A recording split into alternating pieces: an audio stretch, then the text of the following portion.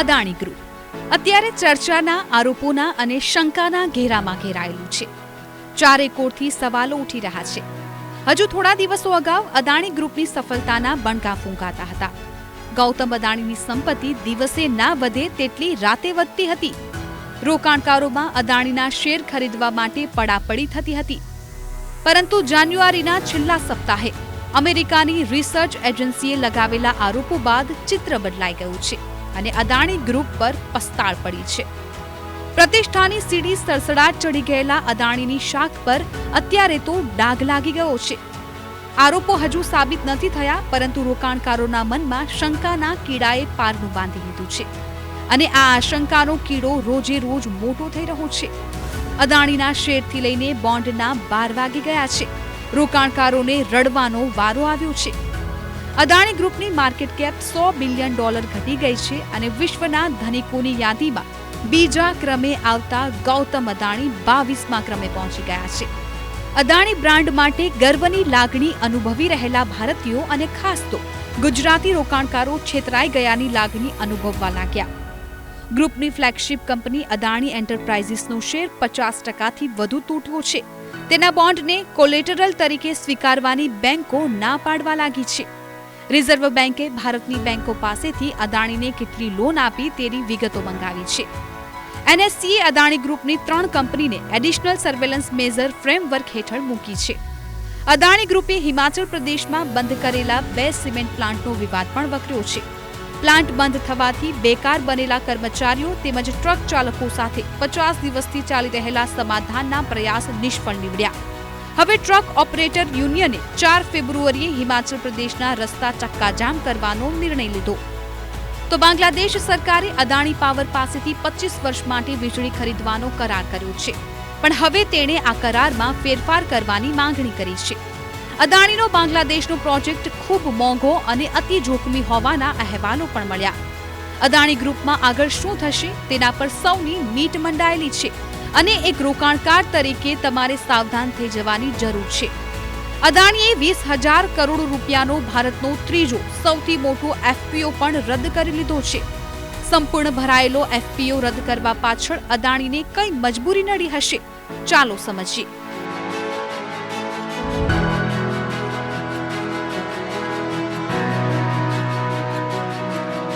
चलिए अब दिन की सबसे बड़ी खबर.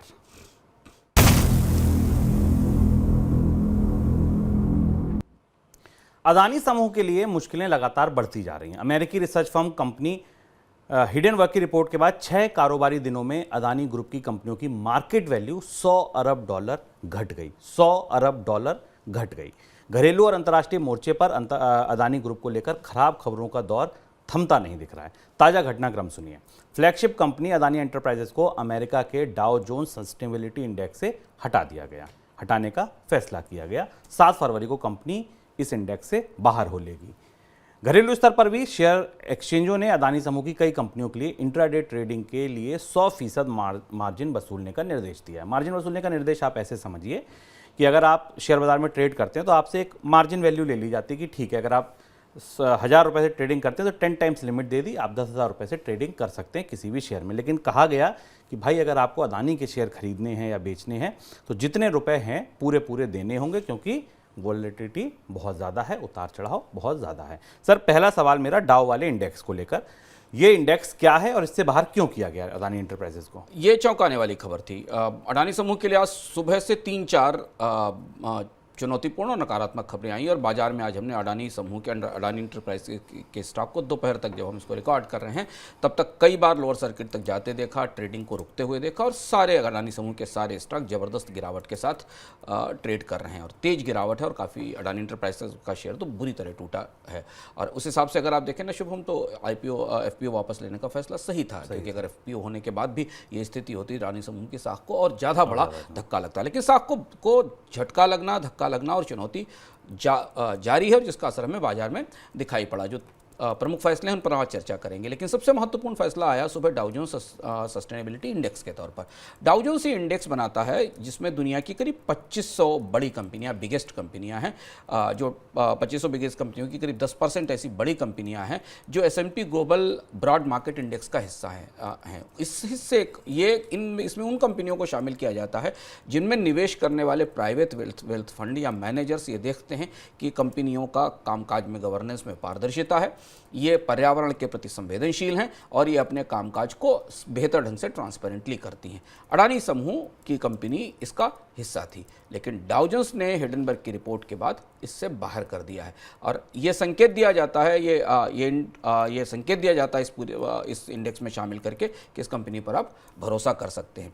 ये इंडेक्स जो मार्केट का फ्री फ्लोट कैपिटलाइजेशन होता है उस आधार पर बनाया जाता है। तो चूंकि अडानी समूह का मार्केट कैपिटलाइजेशन बुरी तरह टूटा है, शुभम ने आपको बताया $100 बिलियन की गिरावट हुई है, तो ये स्वाभाविक सी बात है कि सूचकांक से बाहर किया जाना था। पर यह पहली घटना नहीं है शुभम, इसके बाद अब सूचकांकों से अडानी समूह के शेयरों के बाहर होने की प्रक्रिया शुरू हो सकती है कई अलग अलग जगह, यहाँ तक कि भारत में भी, भारत के प्रमुख सूचकांकों में, स्टॉक मार्केट के सूचकांकों में अडानी को रखा जाए या ना रखा जाए, इस पर अब दुविधा बढ़ती दिखाई दे रही है। पर साख के तौर पर, अंतर्राष्ट्रीय स्तर पर अडानी समूह की साख को आज सुबह लगाई सबसे पहला झटका था और उसके बाद हमने बाजार में तेज गिरावट देखी अडानी के स्टॉक्स में। सर अब घर पे आते हैं।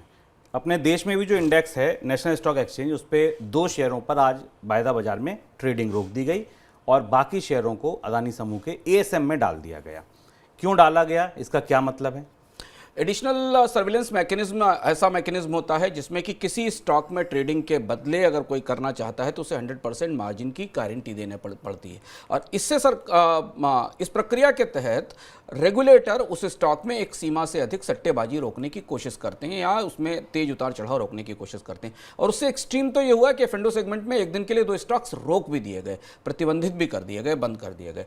ये दोनों फैसले किसी भी कंपनी की साख के लिए या किसी कंपनी की संभावनाओं के लिए खासतौर पर बेहद भारी पड़ते हैं जबकि उस स्टॉक में तेज गिरावट हो रही हो। शायद अब रेगुलेटर्स, भारत के प्रमुख रेगुलेटर्स सेबी और स्टॉक रेगुलेटर्स ये समझ रहे हैं कि अडानी के स्टॉक्स में जितनी तेज गिरावट हो रही है उसे रोकने के लिए ऐसे कदम उठाना जरूरी है और इसलिए अब ASM और F&O की में प्रतिबंध के फैसले लिए जा रहे हैं। लेकिन हाँ शुभम, आज इसका बहुत बड़ा असर हमें बाजार में उस तरह से दिखाई नहीं दिया। बाजार में स्टॉक्स फिर गिरे, मार्केट में तेज गिरावट दिखाई दी अडानी के स्टॉक्स में। लेकिन यहां से अब रेगुलेटर्स सक्रिय हो गए, जैसे हमने शुरुआत में कार्यक्रम में कहा था कि अब रेगुलेटर्स सक्रिय होने लगे हैं, नियामक सक्रिय होने लगे हैं कि अडानी के स्टॉक में तेज गिरावट से होने वाला नुकसान बचाया जा सके। और ये ध्यान रखना जरूरी है यहाँ कि ऐसी स्थिति में जब किसी स्टॉक पर तेज हिट होता है, जब शॉर्ट सेलिंग होती है, जब उसकी संभावनाएं लगातार टूटती हैं, तो नियामक जितने कदम उठाते हैं उस गिरावट को रोकने के लिए वो शुरुआत में नुकसान ही करते हैं।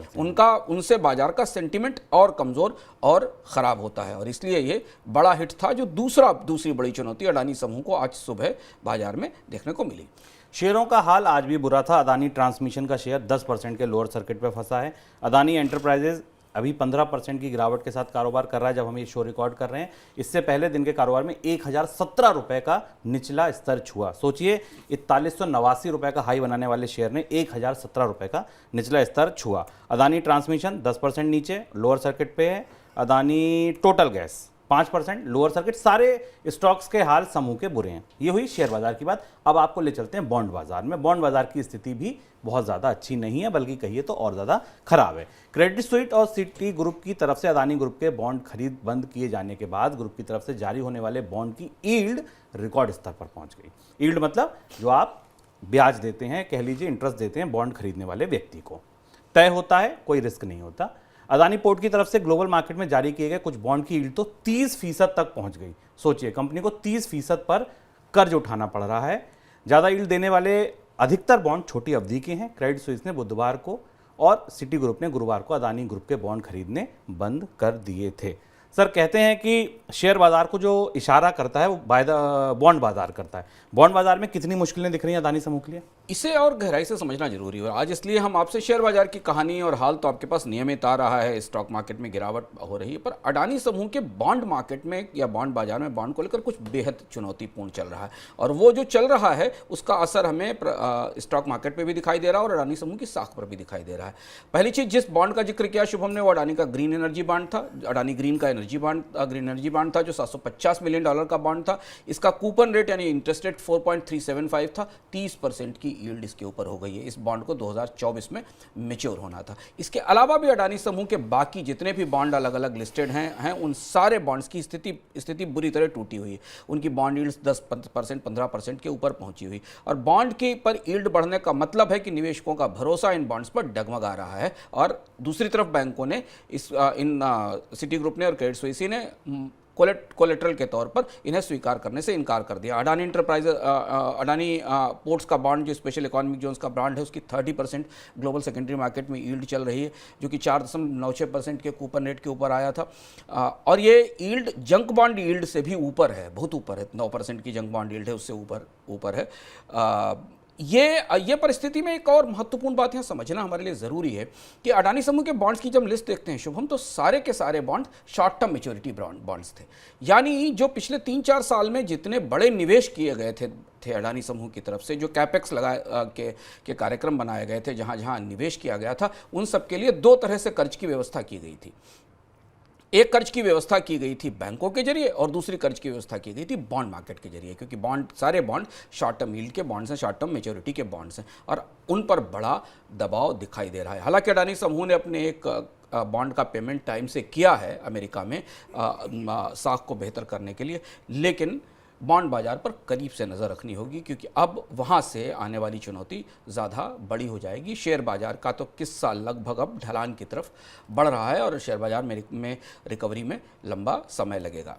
सर, क्या हालत इतनी खराब है कि 30% की यील्ड पर भी लोग बॉन्ड खरीदने को तैयार नहीं? 30% का तो मतलब आप 1000 रुपए लगाइए, 300 रुपए आपको मिल रहे हैं हर साल। 4% का की 4.5% के ब्याज के बॉन्ड पे 30% की यील्ड दिखाई दे रही। यही वो ट्रस्ट का फैक्टर है जिस पर हमने कल चर्चा की थी कि साख का सवाल है ये। और फिर वही हम बात कह रहे हैं कि अडानी समूह की जितनी भी पिछले वर्षों की योजनाएं थी वो कर्ज पर, या तो बॉन्ड बाजार से लिए गए कर्ज पर या बैंकों के कर्ज पर केंद्रित थी, और इसलिए बॉन्ड मार्केट फाइनल फैसला देगा अडानी पर, ऐसा लगता है। अगर हम बाजार की परिस्थितियों को देखें, शेयर बाजार से ज़्यादा बॉन्ड बाजार में अब क्या होता है और बॉन्ड बाजार को कैसे संभालेंगे, क्योंकि वो कर्ज है, वहाँ तो आपको चुकाना ही है। इक्विटी में तो आपने कंपनी में हिस्सा दिया, निवेशक कुछ नहीं कर सकता अगर उसकी इक्विटी का हिस्सा गिर गया। पर जहाँ आप बाजार से कर्ज लेकर आए, जहाँ आप अपने अपनी साख पर एक बॉन्ड प्लेज किया, उसका कर्ज तो चुकाना ही पड़ेगा, और वो जोखिम सबसे बड़ा दिखाई दे रहा है। अगले 3-4 दिनों में यहाँ से कुछ और चौंकाने वाली खबरें हमें शायद मिल सकती हैं।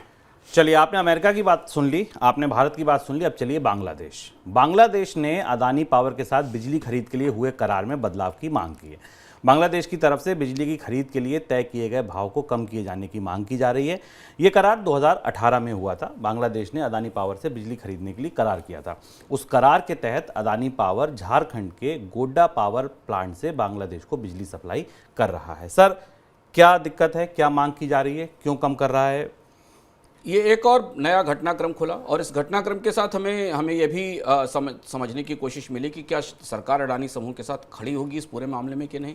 हमें याद होगा कि एक बड़ा करार हुआ था जब बांग्लादेश के साथ भारत की उच्च स्तर की वार्ता हुई थी, जिसमें गोड्डा में झारखंड में एक बिजली का प्लांट है, पावर प्लांट है, जिससे बांग्लादेश को बिजली आपूर्ति की जानी थी। बांग्लादेश पिछले साल कोयले की महंगाई और डीजल की महंगाई के कारण गहरे बिजली संकट में फंस चुका है, ग्रिड बंद हो चुकी है, कारोबार बुरी तरह ठप हो चुका है। ऐसी स्थिति में भारत की तरफ से इस अनुबंध को बांग्लादेश की मदद भी माना गया था।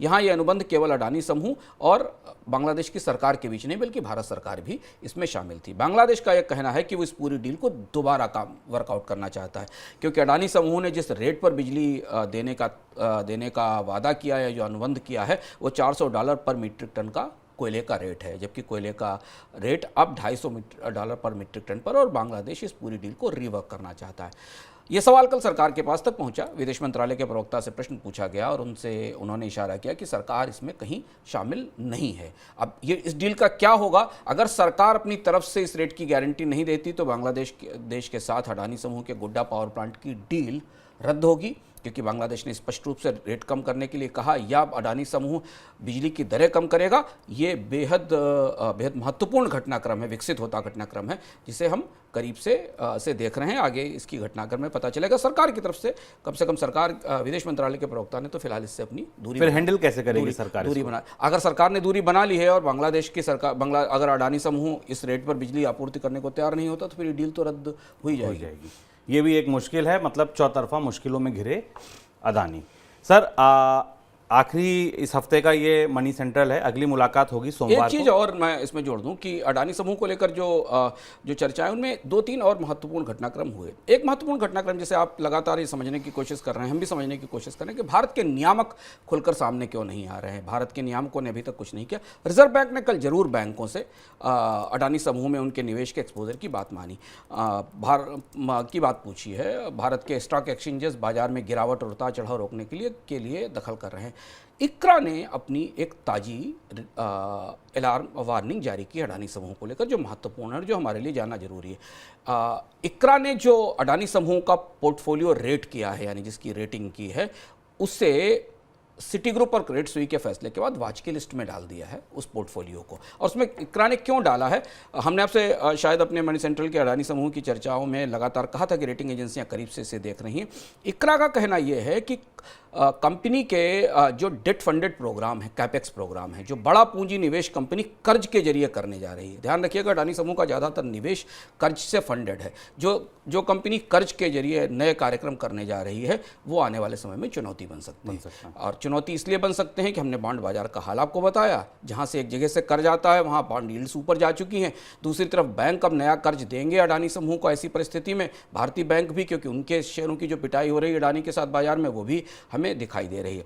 तो इक्रा का ये नोट या इक्रा की एजेंसी, रेटिंग एजेंसी का यह बयान बेहद महत्वपूर्ण है और अडानी समूह को लेकर जो बाजार का खराब सेंटीमेंट है उसे और खराब करने में कंट्रीब्यूट करेगा, आगे योगदान देगा। निगाह रखिएगा अडानी समूह के कर्ज पर, अडानी समूह के कर्ज को लेकर होने वाले घटनाक्रम पर, क्योंकि कंपनी की रिकवरी की संभावनाएं सिर्फ इसी बात पर बनेंगी कि वो उसके कर्ज को लेकर डिफरेंट लेंडर्स से क्या बात शुरू करती है। जो अलग अलग लोगों ने जिन्होंने कर्ज दे रखा, चाहे वो बैंकर्स हों या बॉन्ड होल्डर्स हों, और वो क्या अडानी समूह को कोई रियायत देने को तैयार होते हैं, क्योंकि सारे के सारे बड़े कार्यक्रम, अडानी समूह के निवेश के सारे कार्यक्रम, उनका सारा कैपेक्स डेट पर केंद्रित है। और यहाँ भूलना ज़रूरी नहीं है कि एफपीओ जो 20,000 करोड़ का आया था, उसका एक हिस्सा इन्हीं तरीके के कार्यक्रमों में जाना था और एक हिस्सा उसका कर्ज चुकाने के लिए जाना था।